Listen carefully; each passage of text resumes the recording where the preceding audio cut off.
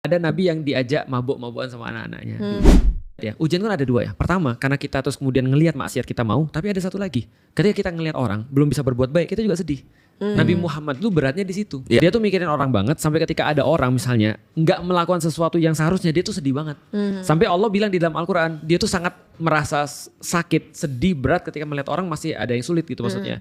Tapi kenapa harus diambil ya syahwatnya? Bukan diambil, tapi dia dijaga dari privilege. Karena dia itu adalah contoh. Dan contoh itu tidak boleh untuk kemudian melakukan maksiat. Contoh kayak gini ya. Misalnya ya, mohon maaf nih, yang aku baca di Alkitab ketika aku masih Katolik ya. Di situ memang nabi-nabi itu tidak sesakral orang-orang muslim. Gitu. Misalnya contoh ya, ada nabi yang diajak mabuk-mabukan sama anak-anaknya. Akhirnya tidur sama anak perempuannya dan segala macam. Ada nabi terus kemudian pengen istri panglimanya.